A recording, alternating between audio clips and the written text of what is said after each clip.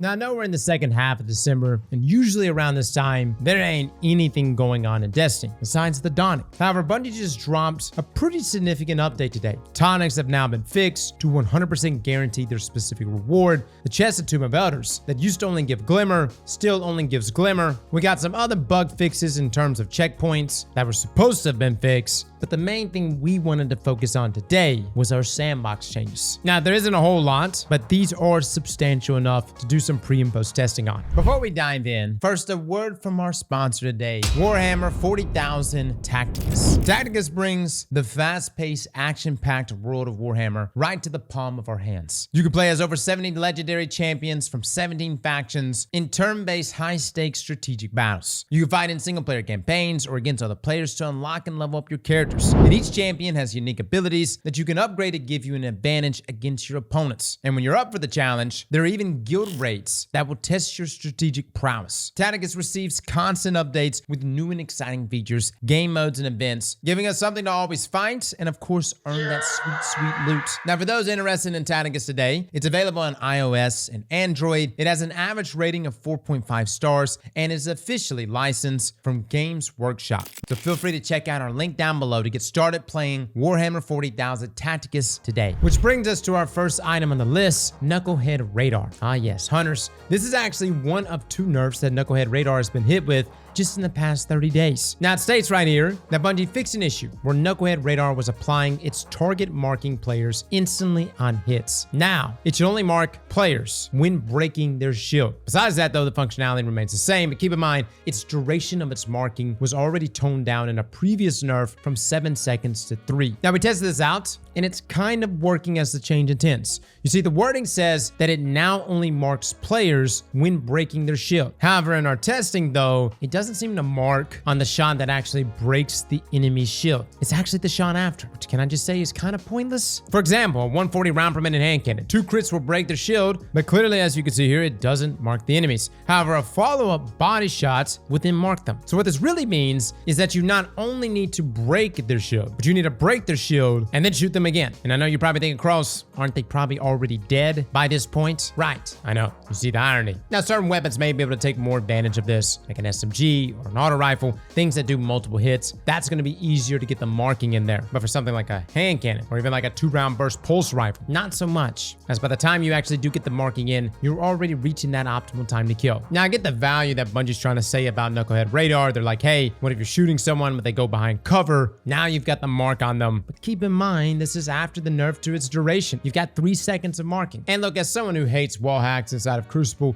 any way, shape, or form, I do believe if you're going to go the route of having it break the shield to apply the mark, then it should be that exact shot that therefore applies the mark. Next up, we have a change to our perk High Ground. Now, we already looked at this because Bygones was really the weapon that was at the forefront of why this perk got nerfed. If you remember at the beginning of the start of Act 2, High Ground actually received a change where dealing damage to a player would only grant 1 stack of the damage buff as opposed to giving max stacks like it used to. However, by the time we got to testing High Ground, the perk got disabled inside of PvP as there was a conflict while being airborne, which was causing the perk to deal more damage than intended. And that issue has now been fixed. High Ground has been re-enabled, and we did confirm it is in fact only giving you 1 stack when dealing damage to players while you have the quote-unquote high ground. However, the perk received a further nerf with yesterday's update, as it now says that they have increased the height differential to activate High Ground's damage bonus against players by 150% when using a primary ammo weapon. So what does this mean? Well, TLDR, the perk is pretty much dead, in my opinion. I don't have the exact height measurements, but as you can see here, guys, it's literally like 3 Guardians tall, stacked on top of each other to actually get High Ground to proc. And the problem is that we don't really have many physical structures that tall. When you think about all the maps we have in the game, most of them are pretty flat. But the only way you're gonna really get this perk to activate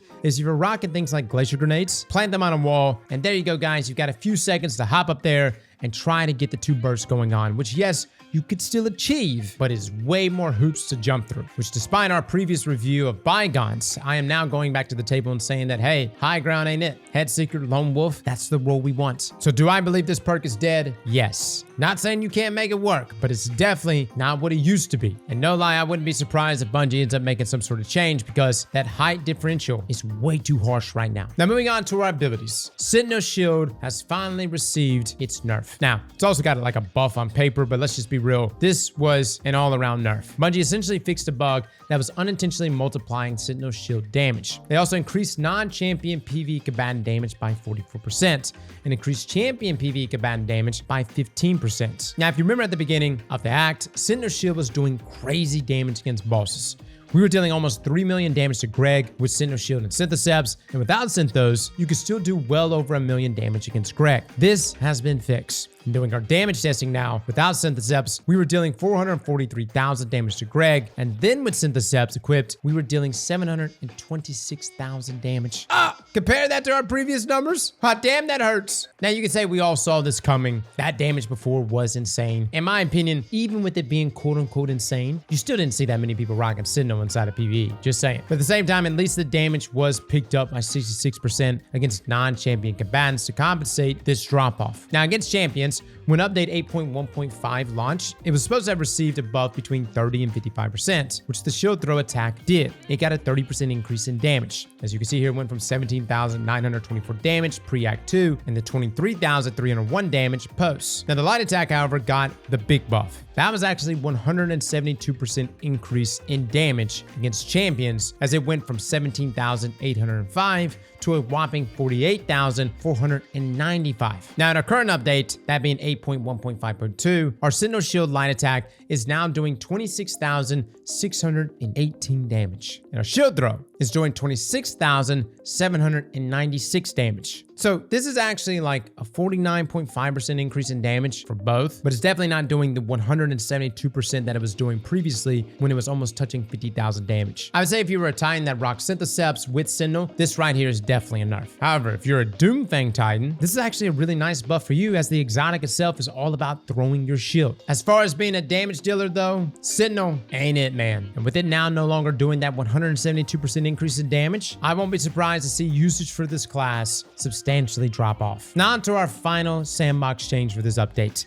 Bungie has done the unthinkable. They have buffed Spectral Blades. Now I say unthinkable, but let's just be real. This is like one of 12 buffs Bungie keeps giving out the Spectral Blades. And let me just say, this one probably won't move the needle all that much. They increased non-champion PvE combatant damage by 66%, and they increased champion PvE combatant damage by 30%. Bungie is literally bending over backwards, begging hunters to place Spectral Blades inside of PvE. And let's just be real, you guys ain't gonna do it. Now we did run our super damage testing just to test to see how this holds up. As you see here, our first individual attacks on Greg did in fact get that 66% increase in damage. If you notice here, our heavy attack, which applies weaken, was dealing 31,654 damage, and then our follow-up light attacks dealt 24,874 damage. Currently, our heavy attack deals 52,545 damage. It then applies weaken, and our light attacks are doing 41,291 damage. And yes, I'm doing this with Star Eaters because that's actually the pre-data that we had. So pre versus post, apples to apples, gotta keep it the same. Now, do I like the damage that it's doing here? Yeah, it's pretty good, man. Previously, we were doing 479,842 damage. Now we're doing like 730,547, which I know you're probably thinking, Cross, that's only 52% higher. Shouldn't it be 66? Exactly. You know what Spectral Blade's biggest problem? It's hitting the target. This Superman has so many problems, and doing enough damage clearly ain't that problem anymore. It actually on paper has really good damage. Like, I envision a world where inside of PvE, I could tell hunters, hey, get your Wiz and Vest, run around, hit champions, hit enemies, and shred them. The problem is though, guys, is that hit registration is straight poo. I don't know what is wrong with this super. Maybe it was due to nerfs Bungie did way back when after Forsaken, because I don't remember Spectral Blades being this bad hit registration wise. Maybe it was, but even after all the changes they've made to Spectral Blades over and over, it's the hit registration that holds this super back. Now, Spectral Blades is definitely more of a roaming super, never been a real DPS powerhouse. So how is it doing against champions, considering it got a 30% increase there? First up, let's back up and see how it was doing before. Pre-Act 2, Spectral Blades light attack was dealing 18,027 damage, and its heavy attack dealt 26,381 damage. Now, post Act 2, when update 8.1.5 launched, our light attack did 28,042 damage, and our heavy attack did 41,037 damage, which was a 55.5% increase overall. Now, presently, after our most recent patch, our light attack is dealing 36,455 damage, and our heavy attack does 53,348 damage, giving us that 30% increase across the board. Now, what that really means is since Revenant Act 2 launch, Spectral Blades has actually gone up a whopping 102%